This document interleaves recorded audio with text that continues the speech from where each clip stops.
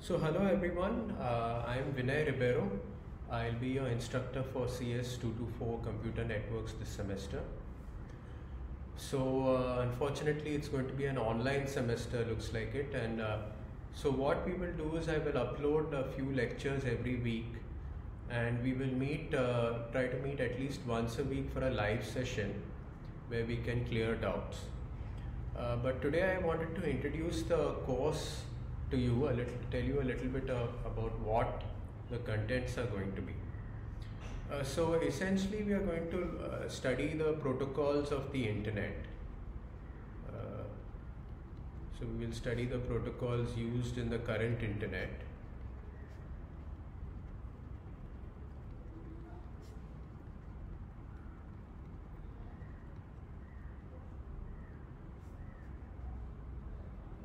And indeed the internet is very diverse and it uses a number of different protocols to solve different problems. So we will not be able to look at each and every one of them, but at least we will try to look at the main ones. So what do I mean by protocol? So I think we intuitively know what a protocol is, but essentially a protocol is a set of rules regarding transmission and formatting of data.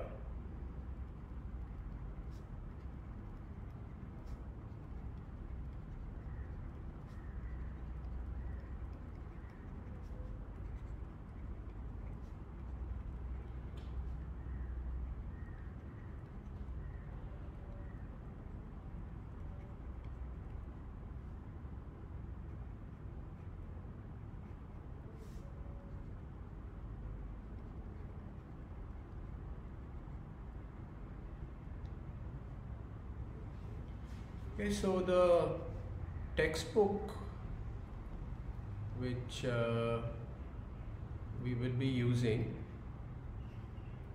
it's a well-known book by Peterson and Davey.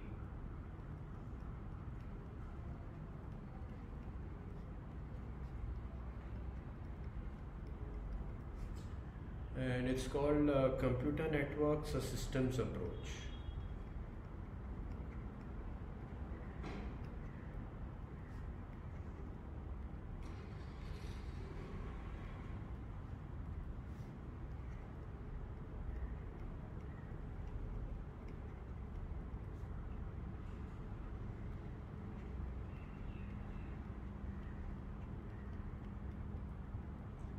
Okay, and I believe the latest edition is the 5th edition,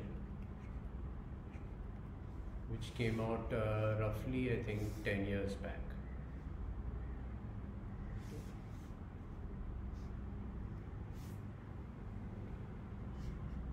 So there are other textbooks too which you're welcome to look at, like Kuros and Ross, okay, which looks at the same issues in the internet but with a slightly different angle.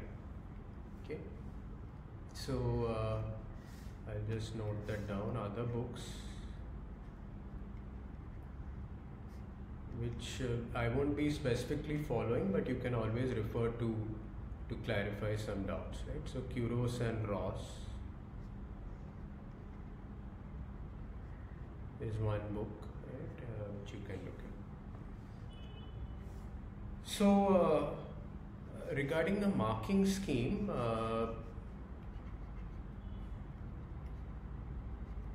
so this is tentative.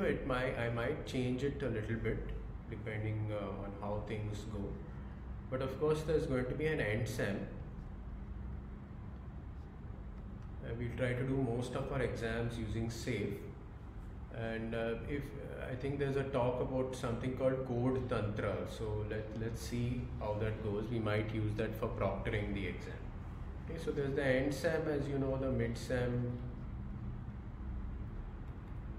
Then we'll have a few quizzes, and I'll be announcing when the quiz is going to take place, right? So we are not meeting for regular classes, but we will have live sessions once a week, and I'll tell you in advance if we're going to have a quiz in a particular live session, right? And then there are assignments.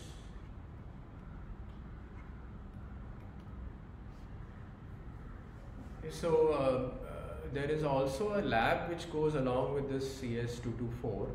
So most of the programming work we'll give you in the lab, right? But there may be some written assignments which you have to submit for this particular course.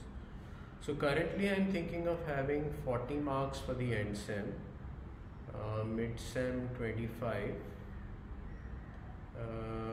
quizzes 10,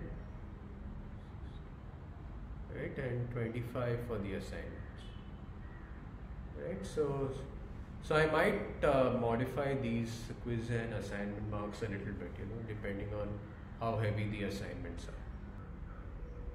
So a little bit about how we will communicate in this course to each other, since we are not meeting in person. So of course I will be using Moodle a lot, right? Moodle and email. So I'll be sending you either email through ASC or just posting our announcements on Moodle. But we will be using Teams, MS Teams, to store MS Teams, as well as I should say on Google Drive, to store the recorded lectures.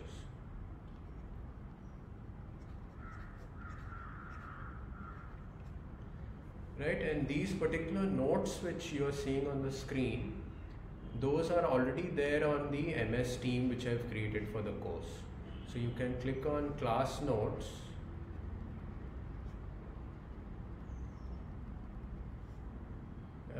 on MS Teams. Okay, so I'll send you the particular link for this particular class notes and so on for the particular team. I'll send it to you through Moodle. But on the class notes, you'll be able to find the link for these slides. Okay. So I currently marked it as whiteboard.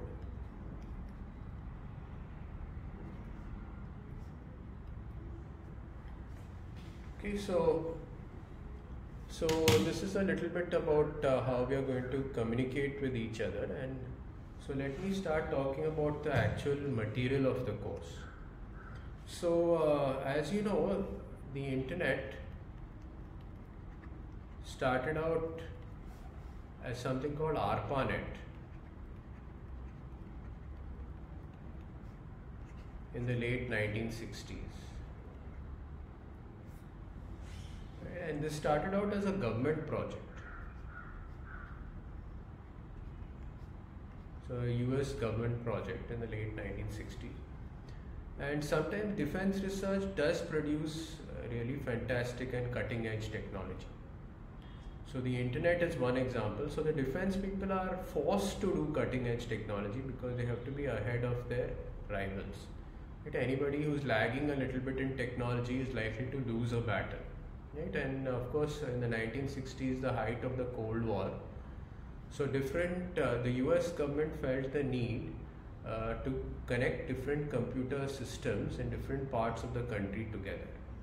Right? So if we look at the US, roughly this is what the map looks like.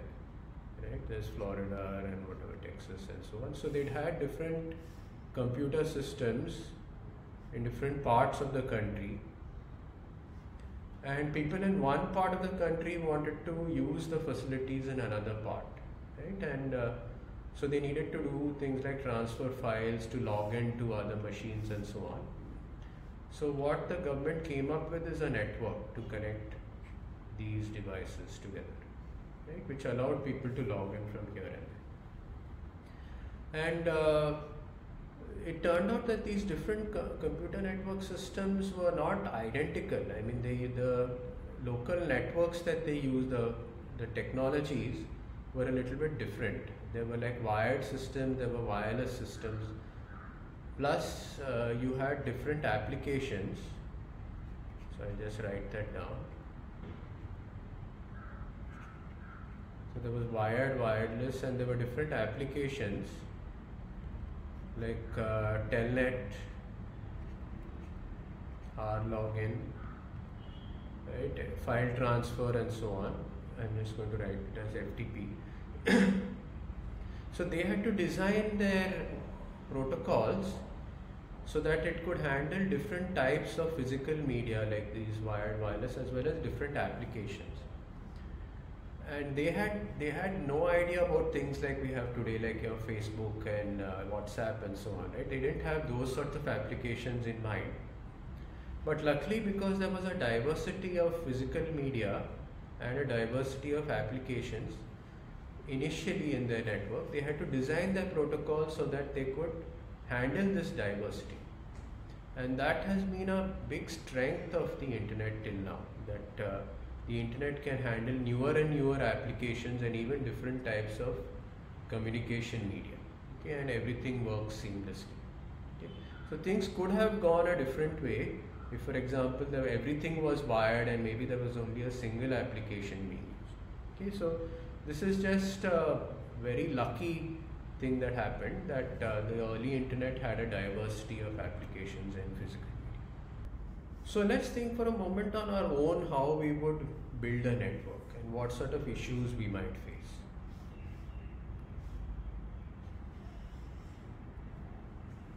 So suppose we just have two people, maybe they are not located so far from each other and they want to communicate with each other. So let's say that they're in the same building but not on the same floor, right? So this is probably the simplest situation that we can think of. So how are we going to make them communicate with each other? So like I mentioned here, obviously it could be a wired connection. So you actually put a physical wire between them. Okay, this is the first option. Or maybe they can do it wirelessly. Okay, so let's just say that they communicate wirelessly using radios and so on.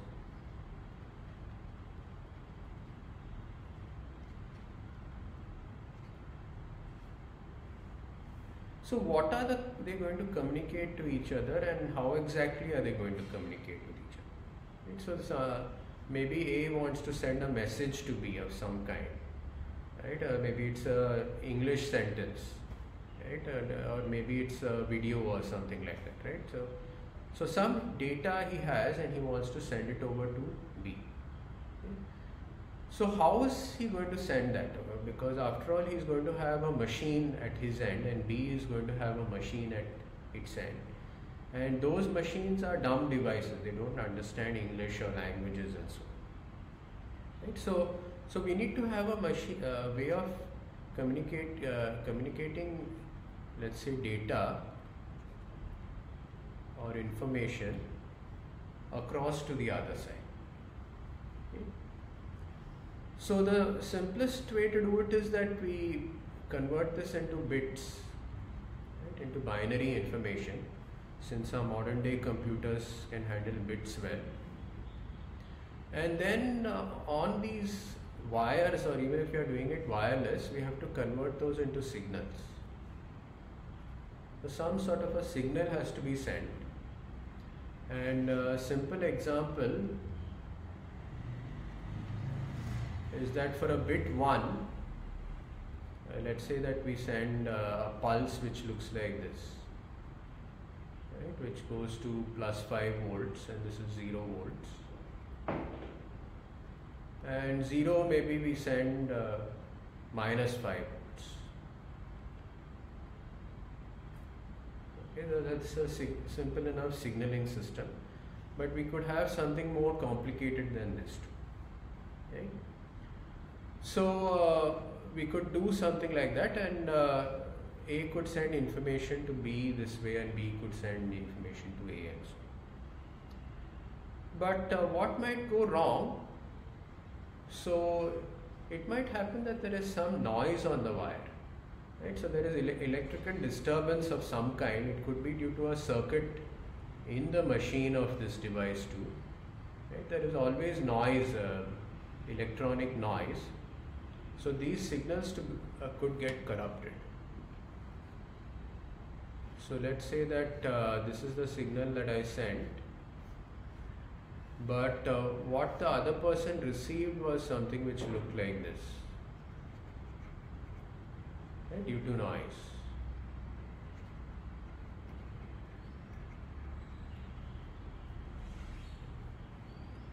And now we have a challenge. What was sent? Was it a 1 or a 0? Right? So we have to have some method of figuring out whether it was a 1 or a 0.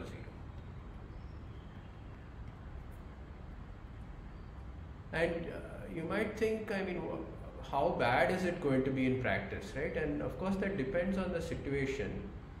So if it is a wired system, usually you would have less noise because the wire is shielded somewhat from external disturbances.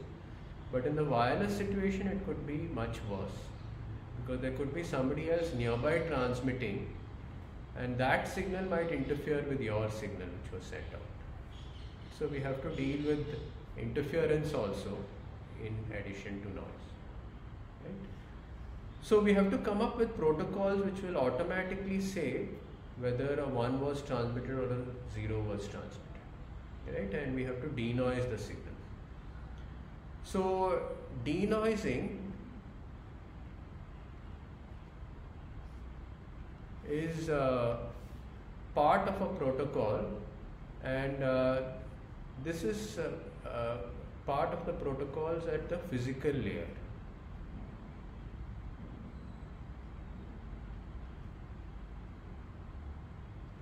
Okay, so all the protocols which deal with point-to-point communication between two neighbors in the network, right, and which handles signals, denoising and so on, right, those all are grouped together and it's called the physical layer of protocols. Okay, so this is the most fundamental part of the network, the most basic part. You have two neighbors in a network and they want to communicate with each other, and you have to figure out what signals to send and how to denoise them. And it gets trickier and trickier the more difficult the situation you have. In wired systems it's simpler, in wireless it's much more complicated. So let's complicate the system a little bit more. Let's say that you don't have two people. Let's say that you have 5 people who want to communicate, and let's say that they are nearby to each other, maybe in the same building.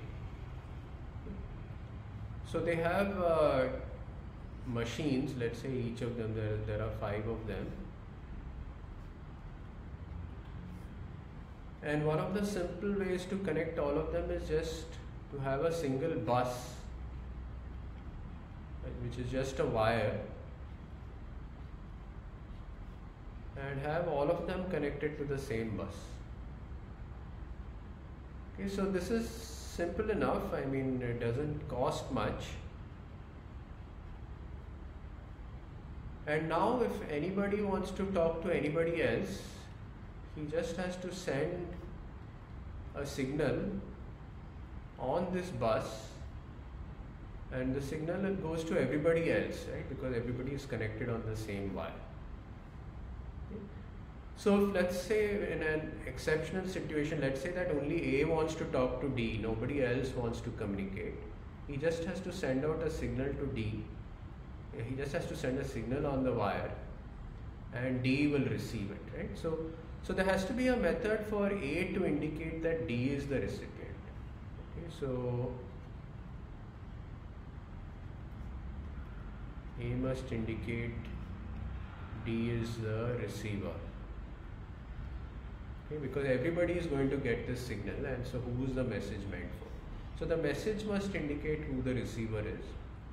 And in case it is a two-way communication for some particular application, A will have to identify itself also on the message, okay, so that D can reply to it. And as long as everybody else is quiet, it's fine. They just have to indicate to each other. So this makes the problem a little bit trickier. So you have some information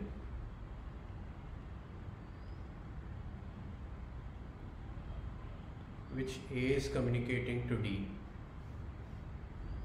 But in addition to this, you have some information about the sender and the receiver. In this case it's A and D. Okay.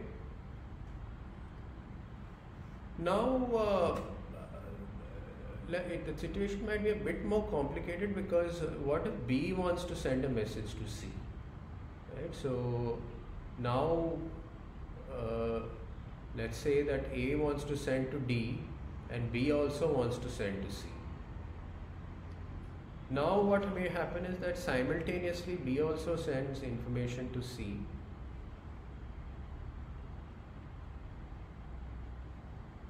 Okay, so that this is some, I'll just call this some application information.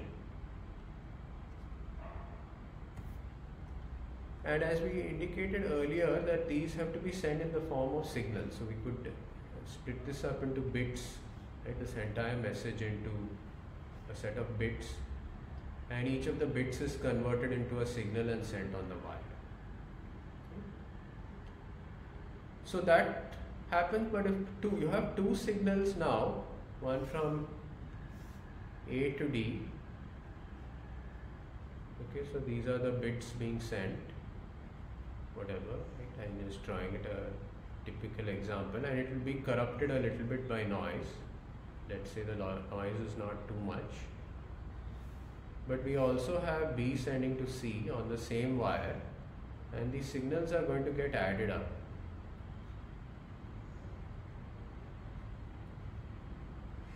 So it's possible that if they send at the same time, these signals are going to interfere, and neither D nor C is going to be able to decipher what was sent, right? Because the signals, the electrical signals, get added on the wire. Okay. So this is a problem called medium access.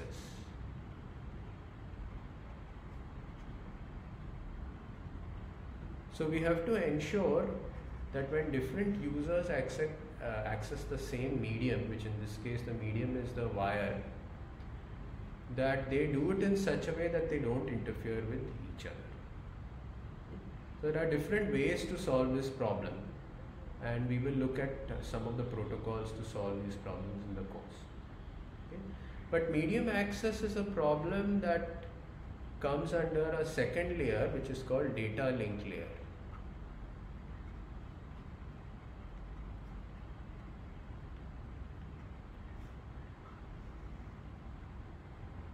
Okay, so medium access and a few other problems like framing.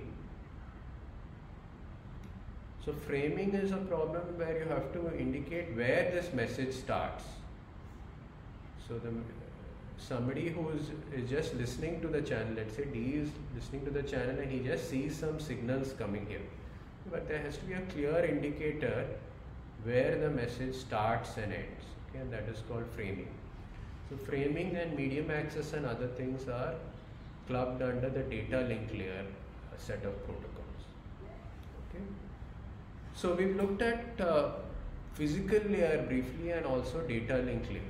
Yeah, and as we make the network much more richer, we'll see that other problems also occur. Okay, so now let's go beyond 5 people. Let's say that we go to 1,000 people.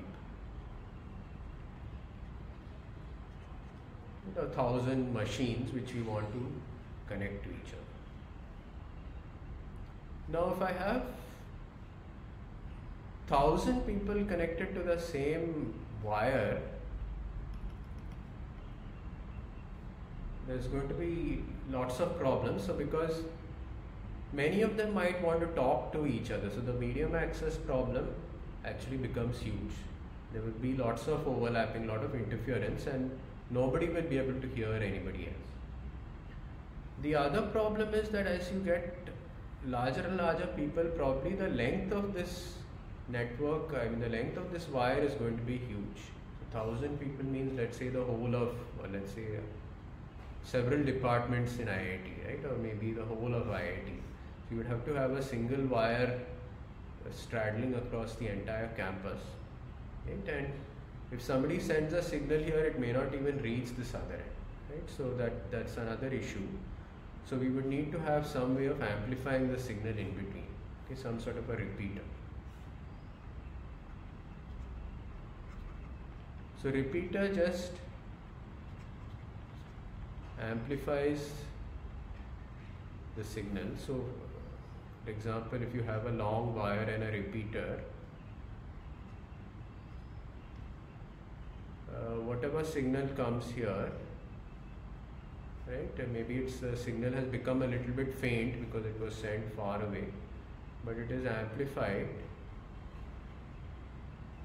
right, and sent out over here, okay, on the wire over here. So we need repeaters, but the problem is you would also have a lot more of interference.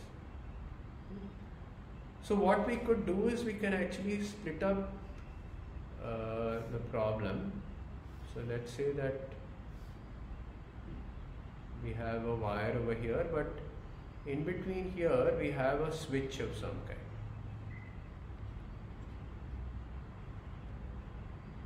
So the switch is going to act as an isolator. It's not a dumb repeater which just repeats whatever happens here and repeats the signal on the other end. So the switch is going to be clever, and it's only going to selectively forward messages. So it's going to decipher any message. Suppose this is A, this is B, and let's say this is C. The switch is going to look at the message coming from A, and if it is meant for B and it knows that B is on this side of the network, it does nothing. It just listens and keeps quiet. But if the message from A is meant for C, then it will replay the message over here so that C gets to it. Okay, so the switch is acting as an intelligent device in order to isolate different parts of the network from the other part. Okay. So developing switches and the protocols for for the switch to be intelligent enough to forward selectively, that is also considered part of the data link layer. Okay.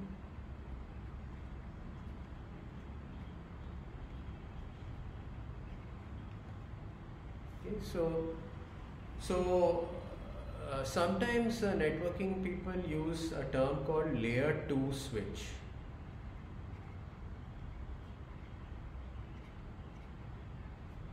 Okay, L2. Okay, and we'll as we progress in the course, we'll understand exactly what this means. Because as we see, even at the IP layer, you have something which looks like a switch, but those are called routers, okay, which we'll talk about in a moment. So the term router is used for a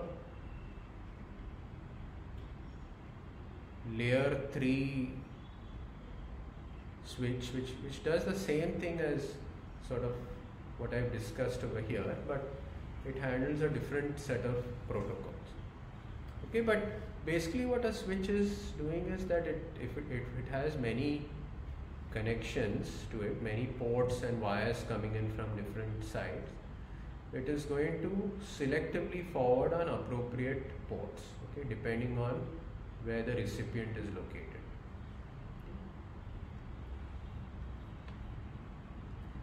So let's extend the problem a little bit more. So let's say that you have 1 million people who want to communicate, right, in different cities and so on. Right? So you have a small network like this where everybody is connected to the same wire, and the term to use for such a small network is a LAN, a local area network.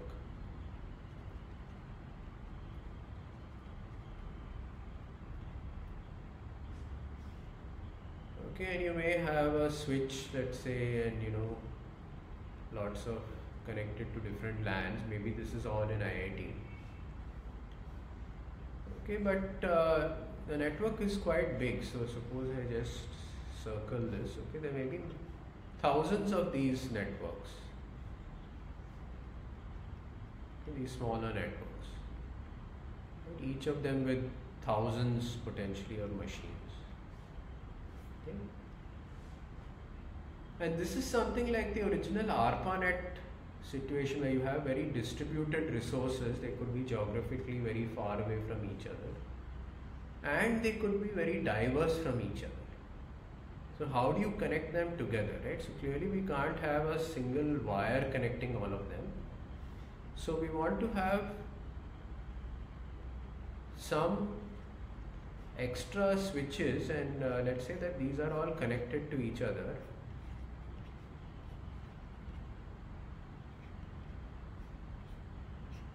In some fashion, right? Let's say there could be optic fibers, wires connecting all of them. And these different smaller networks, let's say, are connected to one or more of these routers, right? So, for example, IIT might have more than one connection. Maybe this is controlled by Reliance, and this may be Airtel or some other company, okay, or the National Knowledge Network. Right? So these, we have to have some common protocol so that these very varied types of networks can connect to each other. And what is used in the network is something called an IP protocol. Okay? And each of these routers, or in fact each interface of these routers, have something called an IP address. And these IP addresses should be an ID, and ideally you want it to be a unique ID so that everybody can use it, you know, when they want to talk to somebody else. So this particular router will have, let's say, 3 IP addresses, one for each of these interfaces, each of these connections it has to another router. Okay, and right, so and each of these, this will have also, let's say, 3 IP addresses and so. Okay, so that's how it's currently deployed. And if anyone wants to send a message to anybody else, he can use the IP address in order to talk to that person. Okay. So again, for IP addresses, you have some information. Okay, or in an IP packet, you have some information, and you would have a sender and a receiver.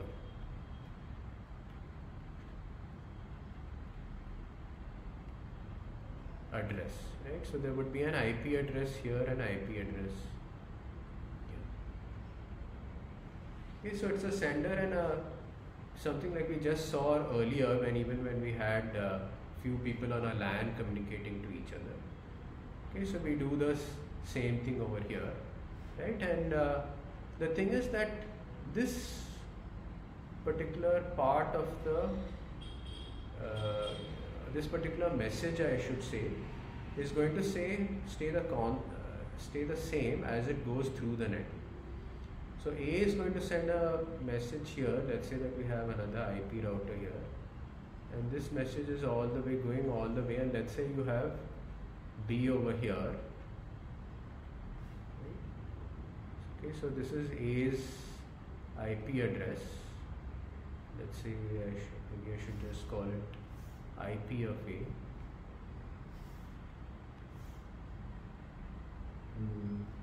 An IP address. Okay, so this message is called an IP packet. Okay, so it has the sender and the receiver, and there is some more information depending on what the IP protocol needs. Okay, we look at those details later in the course. Okay. And besides that, there is some information, let's say some application layer information that A is communicating to. Okay, so this part of information, this stays the same. Okay, but you might think that you know that there may be other protocols for medium access and so on, right, which also need more information. Okay, so that is information which is added to this part of the message. Okay, so since we've talked about these different layers, okay, so I've talked about physical layer, I've talked about data link layer. Okay, and now I'm talking about the network layer, which really refers to the IP protocol. So if I look at a message being sent between two people in the network, you have, first of all, the application information.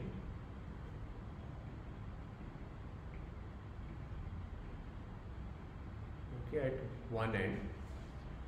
But then more and more information gets added in order to handle the protocol. Okay, so there may be like some framing bits.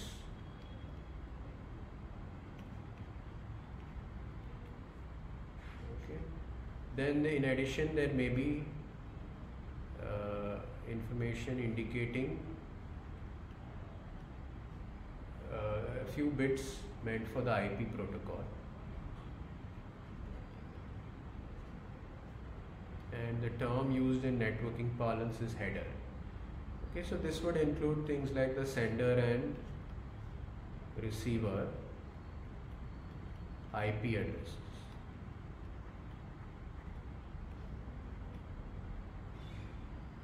Okay, so this part of the protocol, which has framing bits and so on, okay, this I would call the data link layer header.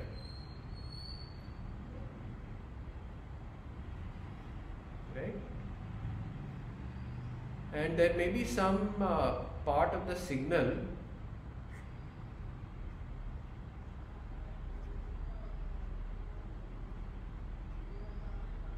okay, so if you look at wireless protocols and so on, they might actually have a physical signal, and it doesn't really correspond to a set of bits as such, okay, but there is some signal sent out for the other person to realize that a message is incoming. Okay, so let's keep it at that level of abstraction. Okay, and this is part of the, I would call, the physical layer header. Okay. So when you have a message going across a link from one node to the other in the internet, at the core, or at the end of it I should say, you have information for the application, whether it's your WhatsApp application or Facebook or whatever.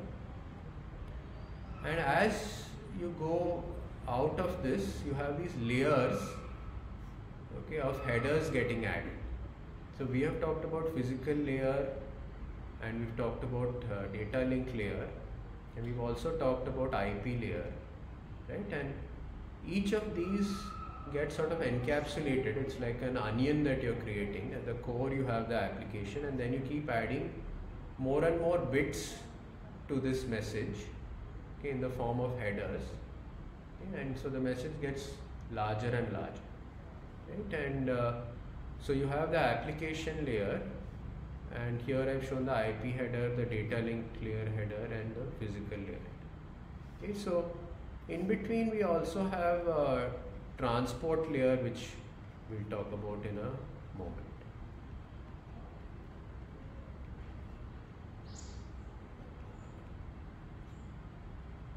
Okay.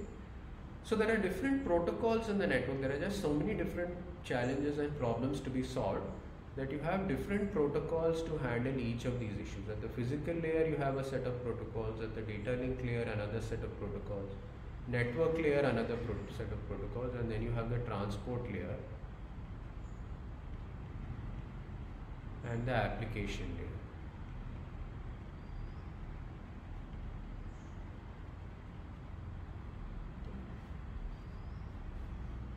So this is the 5-layer model of the internet protocol stack.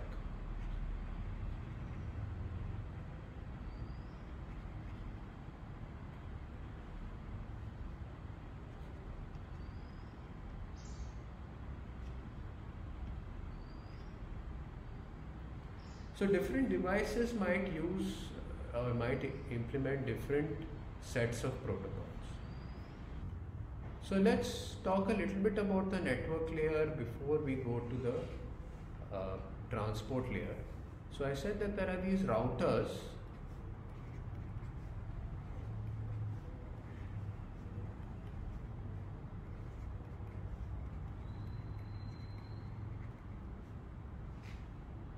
And essentially they are called layer 3 switches, okay, because this is layer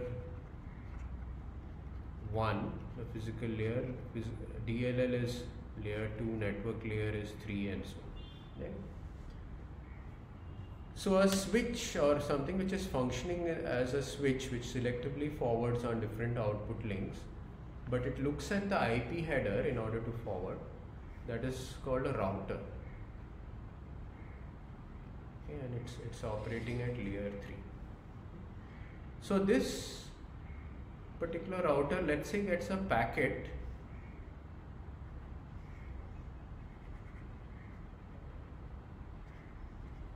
so a packet is the, let's say, a message which you get from the previous router, and let's say there's an IP header here, okay, and more information here which includes transport layer information and application information and so on.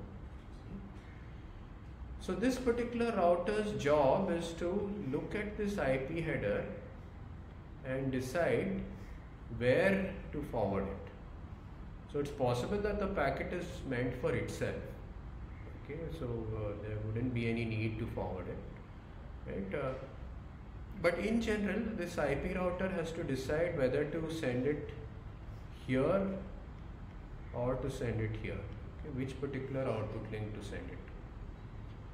And this has to be done really fast because the packets could be coming in at millions of packets per second, right? So it has to sort of very quickly, in a matter of even nanoseconds, hundreds of nanoseconds, figure out which particular output link to forward it on. Okay. And how to do this, because suppose there is A sending a packet and it's sending it to B, which is located somewhere else in a different country. How do all these routers together work to figure out where to send the packet? It's a non-trivial problem to solve, and we will see that there are several protocols which are used here. Okay, things like BGP, Border Gateway Protocol, then there is ISIS, okay, not to be confused with the ISIS we hear about in the news, okay, but there's OSPF, ISIS and so on. There is a whole different set of protocols which are going to help this router decide where to send a packet. And if these protocols are poorly implemented, what you might have is that the packet doesn't reach the destination at all, because the packet might actually go on a loop of some kind and unnecessarily use up resources and never ever reach the destination. Okay, so the layer 3 protocols are going to solve the problem of routing in a big network. It's going to help the different routers figure out where to route a packet so that it reaches the destination. Okay. So finding out where a packet reaches is the main problem, but there are other issues which can occur at these routers. So let's zoom into one of these routers. So let's say I zoom into router.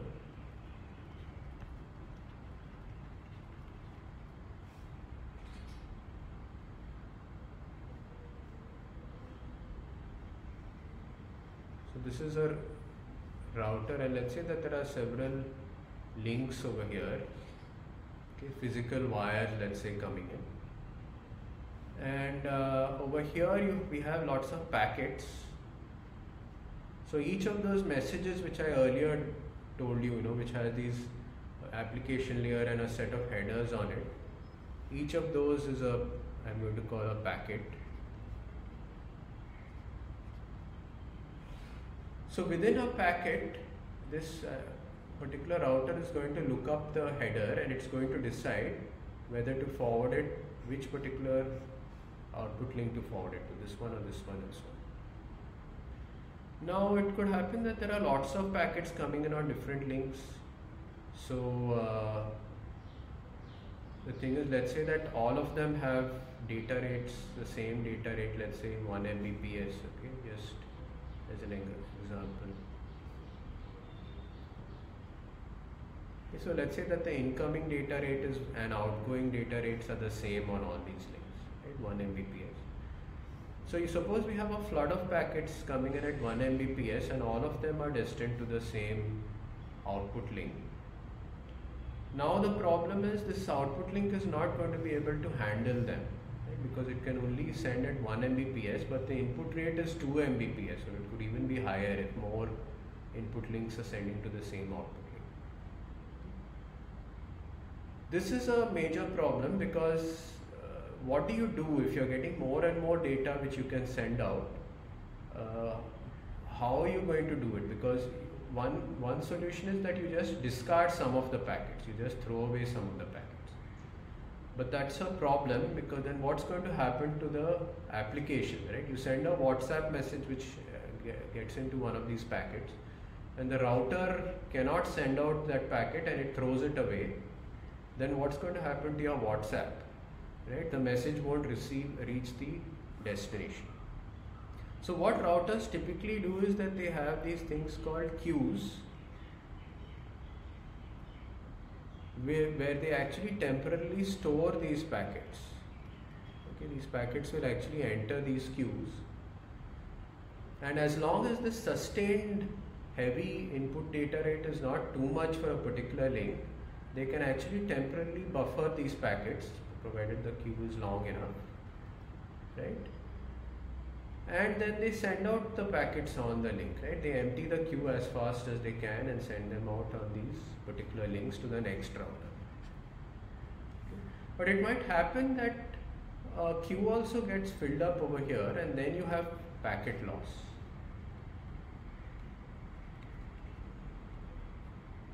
So this can't be avoided because you can't predict 100% in advance, by designing your network or your routing protocols, what the data rates are going to be, okay, where packets are going to be destined. So we do have some packet loss, and that's a problem, okay, because your WhatsApp message was sent out but it didn't reach the other end. So what is the solution to this? Well, obviously you might think about it. It's an obvious thing that comes to mind is retransmission of lost packets. Now losses can occur due to different problems. On a wireless link it may be due to interference from the other end, so it can be a medium access problem, okay? But it can also be due to a router filling up like I've shown here, and this is considered a layer 3 problem. Okay, so the IP layer packets are actually dropped over here at these particular buffers. And you might think, where are we going to do the retransmission?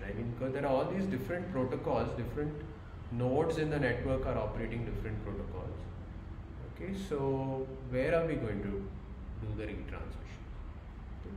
So there is no hard and fast solution for this, but what was done in the internet is that retransmissions were done by the sending host. So that was a choice that they made while designing the original ARPANET, because they had a military situation. Yeah, we'll talk about that in a moment. So suppose you have, let's say A here is sending a message and it goes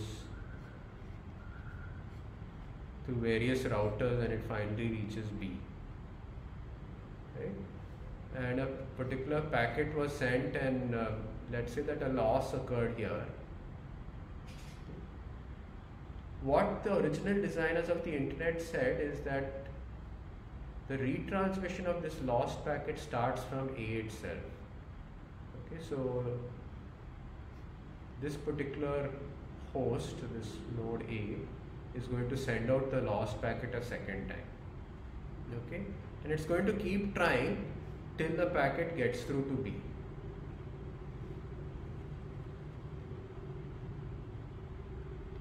So it retransmits the packet. And this may not be the best solution in some situations, because suppose the packet was received by this first router, and that first router, let's say, buffered the packet. It would be more efficient for this router to retransmit, because then you would not be using up the resources on this first link unnecessarily a second time. Okay? But in the original internet, this was a defense network, so they said that this part could be unreliable.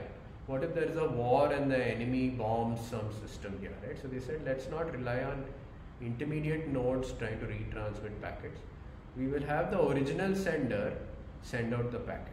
If the original sender is bombed, then anyway we don't have to worry about it, right? Because he's out of the picture. I mean, there's no point maybe sending the message to the other end. So they said that the first node is going to retransmit the packet. Okay, and then you might say, how does he even know that there is a loss which occurs? Okay, so A must detect loss. Let's say he infers the loss and retransmit. And he does this till the packet gets to B. So obviously, how does he know that B has the packet? So B has to send packets back in the form of acknowledgements. Okay, and A keeps looking at these acknowledgements and he says, okay, if I don't get an acknowledgement for a long time, that may probably the packet was lost and I retransmit. Okay, so how to do this inference and so on, how to retransmit packets, that is a problem that's handled at the transport layer.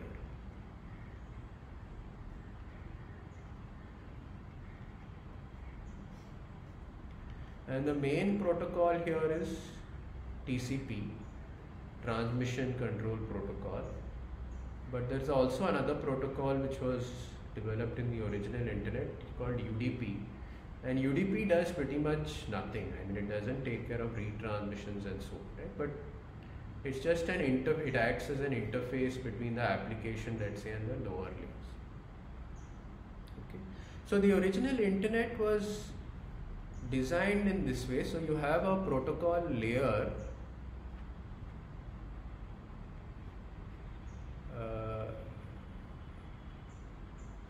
and you have more or less independent protocols which handle the particular problems at a particular protocol layer. So you have the physical layer,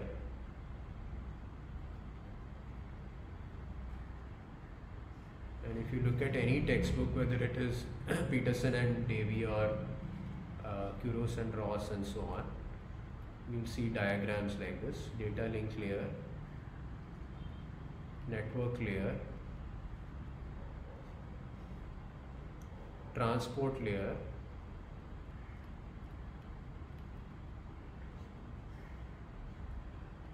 and the application layer. So you'll have other models where they add a few layers. So there's this OSI 7-layer model, which was, mentioned in a lot of textbooks, where they split up the application into a few more layers, right? Presentation and session layer and so on, right? So it turns out that typically your application today, whether it's a WhatsApp or whatever, your browser which is handling the World Wide Web, takes care of a lot of complexity, okay, which happens at the, which you require at the application layer. So when you have a WhatsApp, you have a nice interface, right, user interface, right, but the network doesn't care about all of that, right? So in lower layers, typically in your host machine, like this is handled by your app, right? The application layer is handled by the app. But within your machine, you have some of the complexity, and in fact, this would be handled by your operating system. Okay, and right, so this would be, let's say, your Linux kernel would handle TCP and IP and so on. And typically these would be implemented on your network interface card.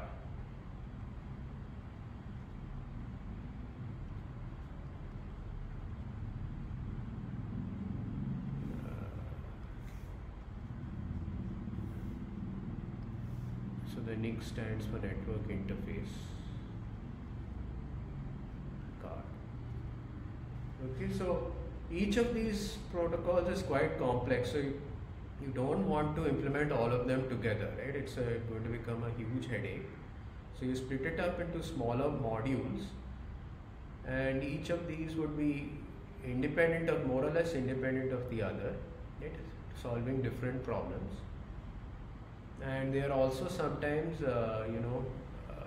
maybe implemented by different parts of the software or even a different hardware unit.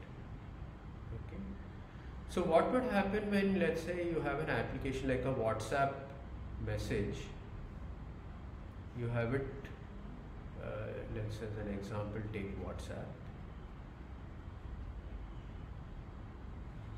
Okay, so you have some message which you are sending out, right?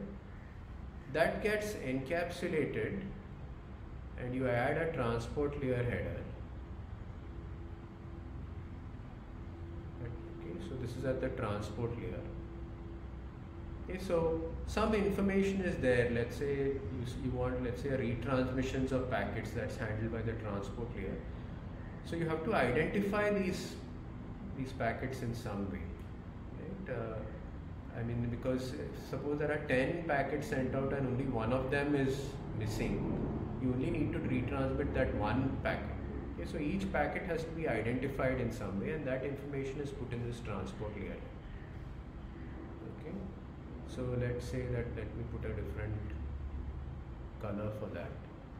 So we end up with your, so then what's going to happen is, so initially of course this WhatsApp generates a message and it hands it over to the software module running the transport protocol, let's say the TCP module. That TCP module takes the data as it is and adds this header. Okay, so we end up with something like this, and it hands it over to the network layer protocol, which adds its own header, an IP header. Okay, and then it passes it on to the data link layer. Okay, so what we end up with is, we have application, we have transport layer, we have IP layer. Okay, and yet another header is added on over here by the data link layer. Okay. And this header is going to take care of things like medium access and so on, like we said, like framing and medium access and so on, right? And then of course you hand it over to the physical layer, which is actually going to convert this into a signal. Okay, so you'll actually have a signal going on onto the wire, a physical signal, and this signal is going to represent the bits there in these different headers and the application data, and there could be some extra signal put in by the physical layer itself, which indicates where the signal is beginning and ending. Okay, so this is like a physical layer header.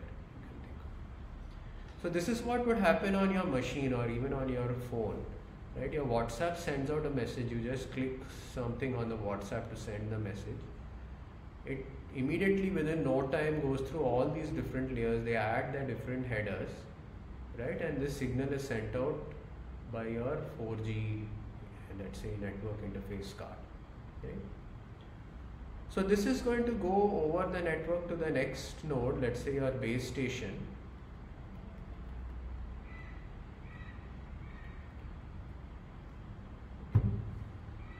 Which is the tower, and the base station may not implement all the protocol, because the base station doesn't care whether it's a WhatsApp or not, right, or it's a Chrome browser sending it out.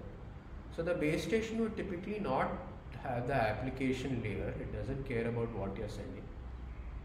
And we said that in the internet they decided transport is handled by only the end nodes. Okay, so it doesn't run TCP either. So what the base station would have is just these lower three layers.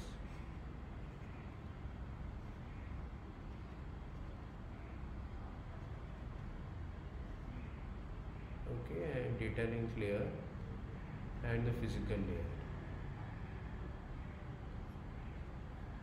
Okay, and typically an IP router, a physical IP router would only implement these three layers. Okay. Now it's possible to have devices which don't even have the network layer. Okay, so where do we have that? So in fact we've talked about it. So a repeater is a physical device which has only, it's a dumb device, it just has a physical layer. It just takes in a signal and amplifies it to the other end, right? Repeats the signal. So it doesn't care anything about what is happening, what the IP information is or TCP information or anything. You also have layer 2 switches, we'll talk about them, which only have physical and which only need to have physical layer and data link layer implemented on them. They don't care about the IP information. So they might look at the physical signal and they look at the DLL header, but that's the end. They don't need any other information to perform their task, and they do some switching based on just this information, right? So we would call this a layer 2 device. It doesn't care about higher layers, right? And the IP router would be a layer 3 device. It cares only about the lower 3 layers. Okay, but your desktop or your phone actually has all the layers implemented, okay, because it has to go all the way to the IP layer. Sorry, it has to go all the way to the application layer. Let me explain this concept about layering again in a little bit more of detail. So suppose you are sending a WhatsApp from your mobile phone. Right, so this is your mobile phone over here shown at the left side. So in this is your application message. Maybe you said hi to a friend, right? So that is in there. So your application layer is going to forward that message to the transport layer. The transport layer in this case is TCP. So TCP adds its own header over here. It hands over this entire message including the TCP header to the network layer. The network layer is going to add an IP header, okay, and it does the same and hands over to the data link layer, which adds its own header, and it hands it over to the physical layer finally. So the physical layer is going to convert this sets of ones and zeros into a signal, into a physical signal, and it may add some extra information of its own, right, which may indicate when the data information is going to start and so on. Okay, so this goes over the air, let's say, to the next 4G station which is nearby. Right? So this entire signal is decoded by the physical layer, and it's handed over up to the data link layer. Right? So the data link layer gets this entire bit string shown over here, all the headers up to the data link layer header. Right?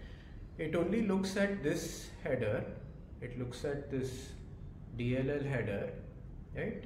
And make some decisions based on it, based on what the protocol specifies. And then it hands over the rest of the information to the network layer. Right? So as you go down this layered stack, more and more headers get added. Each header has some information about the particular protocol to be run at that particular layer. And then when that same information goes up the protocol stack, the layers are stripped off. Okay, each protocol deals with its own header, it removes it and hands over the rest to the next layer. Okay, so in this case, this WhatsApp message is meant for the WhatsApp server, which is located somewhere remotely, right? So let's say that this particular base station is going to look at the IP address over here given in this IP header,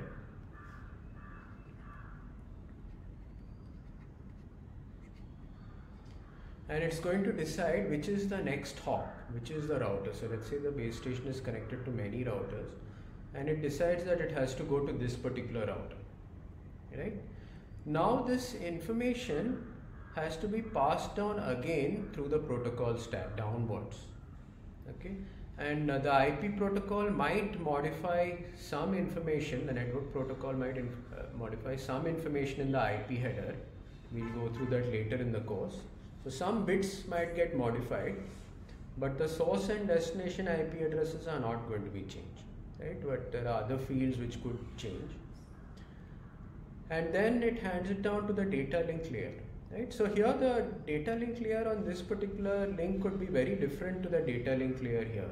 For example, here it was a wireless 4G connection, whereas here it could be a wired connection which is, running some other protocol. Okay, there are many of them. Okay? So it adds a particular header. I should say that this is a new header, new data link layer header, and of course the IP header is more or less the same with a few minor changes, right? And the higher layer information is not changed at all, the TCP layer and the application layer, right? Because we said the TCP layer was only handled by the end nodes, that is the WhatsApp server as well as your mobile. Okay, the intermediate nodes don't care about the higher layers. So this part of the packet is more or less the same, except for the IP header which changes, okay, as it goes from one IP router to the next, right? So this is a layer 3 router which I am showing over here, right? And finally the particular packet reaches the WhatsApp server, right? So assuming that the IP address put in this packet over here by your mobile phone was correct, it's going to reach the right server, okay, which WhatsApp is running. So this WhatsApp server is again going to push the packet all the way up its protocol stack up to the application layer, and then it's going to make some decision, right? If let's say that you were leaving a particular group, right? So that is taken into account. It makes some change to its database here at the WhatsApp server, right? And if at all you were sending a message to a friend, for example, it's not enough that the message reaches the server, right? That message has to be sent out again to your friend, right? So maybe your friend has his own mobile somewhere else, and again the packet would have to be forwarded through the internet all the way up to your friend, right? So the same procedure would take place. Again, maybe a new packet is sent out by the WhatsApp server which contains that information, that message which you wanted to send to your friend, and again it goes down the stacks and down this protocol stack, and headers are added one by one, right? And at every hop certain headers are stripped, certain headers are modified, and new ones are added, right? The data link layer and the physical layer headers are new in every particular layer, right? So this is how protocol layering works, and there are many reasons why we do this, okay? So protocol layering first of all simplifies the whole implementation of the network, okay?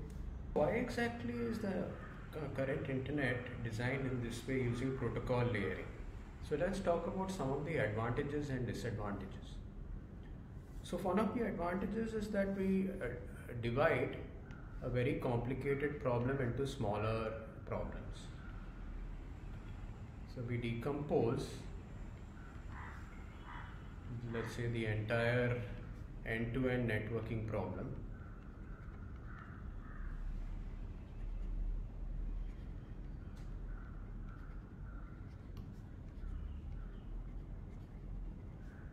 into smaller ones.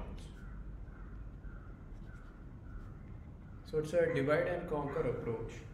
Instead of just building one giant piece of software which solves all the problems, we've divided it into smaller problems, right? So that it becomes much more manageable. And the second is that we made the design modular. Okay, so each of these protocols, whether it's the application layer or the transport layer and so on, is built as a separate software module, right? So, and some of the modules may be in the operating system and some may not be, right? Or some may be in the network interface card and so, right? So, so this again makes it very flexible, and the reason is that if you are building an application, you don't have to worry about the lower layers. So if you or I wants to build the next WhatsApp or the next killer application for the internet, we don't have to worry about the whole business of retransmitting lost packets or figuring out how to route information to the destination and so on. If that is all handled by these other protocols, and we can just focus on our particular application, whatever we have in mind, right? So one of the courses which I teach is blockchain, right? And Satoshi Nakamoto, who started Bitcoin, didn't have to worry about these other issues about transport and network and so on, right? He just built Bitcoin as an application which runs on the internet, right? So the modular design makes it very flexible. You can just focus on what you have to do. You don't have to worry about other issues, right? Also, it gives flexibility in the sense that you can use different protocols at a particular layer if at all the need arises. So suppose you don't want to use TCP,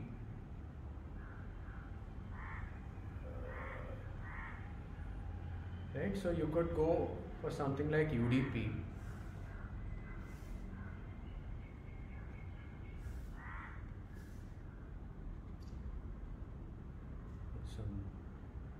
Okay. Or if you want to use a different physical layer, that too is fine, right? So suppose you want the same application, but instead of using a wireless physical layer, you use a wired physical layer. That too is fine. You don't have to change anything at the application layer, right? So the modular design gives us that flexibility.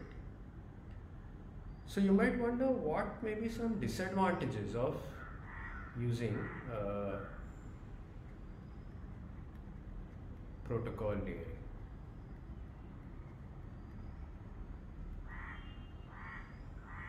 One of the disadvantages of protocol layering is that there may be a lot of information which is hidden from one layer, which maybe could be useful.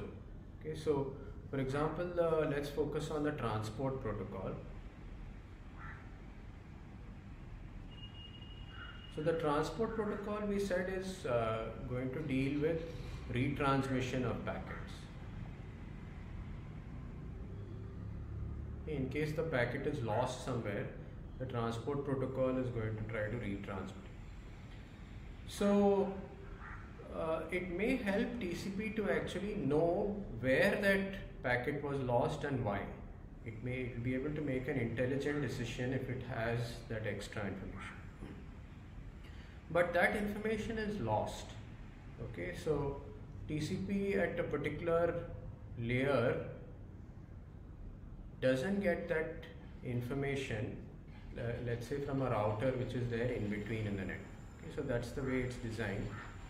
All that it gets is the data from the network layer on the same device, right? It doesn't, TCP on this end host doesn't talk to any particular layer on a router somewhere in the middle in the net. Okay? So it doesn't have that information about why a packet was lost and where. And so that makes TCP somewhat suboptimal, I should say, when it comes to retransmitting packets. Okay, so that's a little bit about protocol layering. So let's talk a little bit about performance.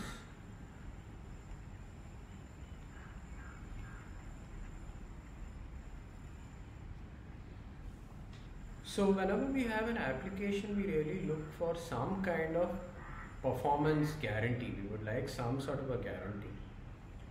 So suppose you were doing a voice call, right, or a video call with somebody on Google Meet, let's say, right, and in between was the internet.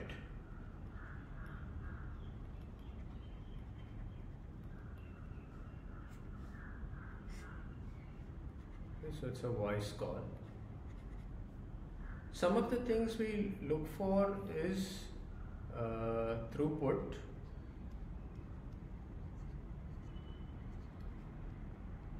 So the throughput corresponds to the average data rate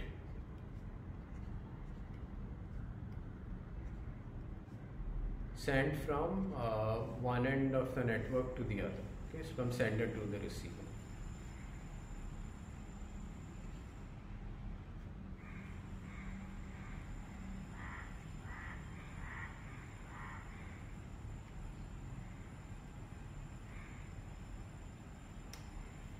Okay, so how much throughput would you want for a voice call? And that of course is a question of information theory, and people have worked out that roughly 64 kilobits per second is enough for data rate to encode any particular voice signal, right? Of course, if somebody is singing or maybe an opera singer or something, you might need more than that, right? But for a regular conversation, that's good enough, right? What about the latency? So this is another term that networking people use. So throughput is how much information, how much is the data rate that you can push through. Latency refers to the delay. So the delay of a message across the network.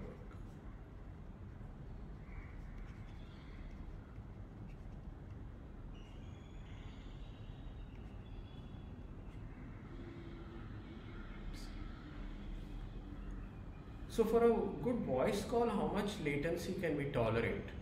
Okay, and it turns out that if it's more than a second, okay, let's say that it takes 1 second for when you speak for the message to get across to the person who's listening to you, that's no good. That's too much of a delay to have a good voice conversation. So we want roughly, let's say, a few hundreds of milliseconds of delay. I should say one-way latency.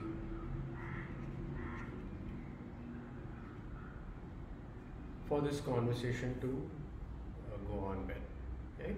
So one-way latency, by one-way latency I mean the latency to go from one person to the other end, and there is another thing called round trip time, RTT.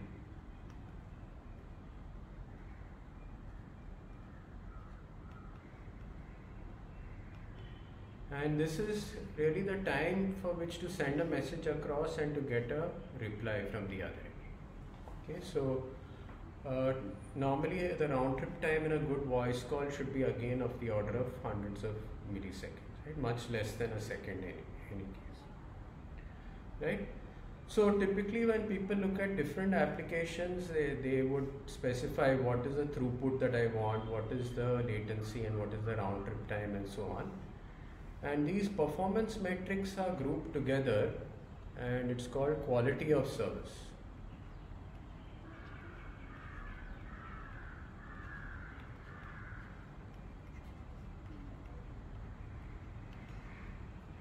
Okay, so different applications would require different quality of service in terms of throughput or latency and so on. You might want to think, suppose there is a video streaming application.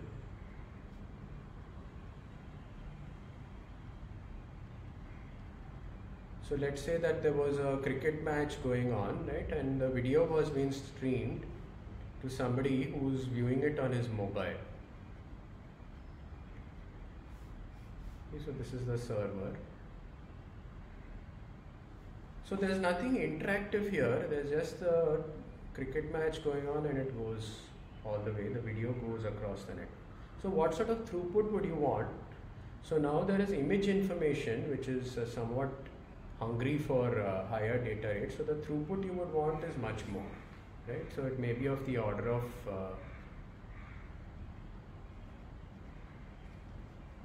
let's say several Mbps, right? Let's say at least 1 Mbps. What about the latency you're willing to tolerate? Okay, so actually it doesn't matter that much because there is no interactive communication. Even if there is a second delay, that's fine. Okay, somebody is caught out and you will learn about it 1 second later. I mean, that's good enough, right? Only problem is if the guy next door gets it in less time, right? And he will know that somebody was caught out just a little bit before him. Okay, so that's a little bit of a trade-off, but a few seconds also is fine, you know. I mean, even if it's 10 seconds, maybe it's good enough for you, right? So depending on the application, there are different requirements for throughput and latency. Okay, if suppose we were looking at another application, suppose it was just file transfer. So you were downloading this video from MS Teams, for example. Okay? So what sort of throughput and latency would you want? Okay, so you don't care that much about latency again here because it's not a conversation that you're having in this application, but you would want a reasonable throughput. You would want at least a few megabit per second so that this file, which may be few hundred megabytes, doesn't take too long to download. Right? If it takes a few minutes, you're fine with that, right? To download. So latency also that you're willing to tolerate quite a bit, right? And usually when you are building a network for a particular application, you would first specify the quality of service and then build or then design the protocols for it, right? You would think what sort of a transport layer protocol, what sort of network layer protocol do I need, and so on, right? And you go all the way to the physical layer. But when we use the internet, we don't have that freedom because the internet is already there. It was designed, certain design principles were used based on the original military application that the US government had in mind. So it's somewhat ossified. You can't change the network layer or the so on. You have to live with it. But you have a lot of flexibility at the application layer. Okay? So you would hope that you get a certain performance from the internet in terms of throughput and latency, but you can't guarantee it. There's no way in the current internet that I can say that I'm going to guarantee you, let's say 10 Mbps throughput today, right? That's very hard to do end to end from an arbitrary point to an arbitrary point, right? Or guarantee latency and so on, right? So maybe a particular internet service provider might give you some guarantee about the link, the last link that you have to him, right? So your 4G person, or maybe the optic fiber which is coming to your home, they might say that we'll give you 100 Mbps or something like that, right? For 99% of the time. Okay? But the internet wasn't designed for a very general purpose specification of quality of service. You can't just say that I want this sort of performance and I will get it. So we look at some of these issues again in the future classes. But in this lecture, I mainly wanted to focus on protocol layering and what it's about, and give you a high level picture of what each protocol has to deal with, so that in future classes we will look at each of these protocols in some detail and we look at them separately.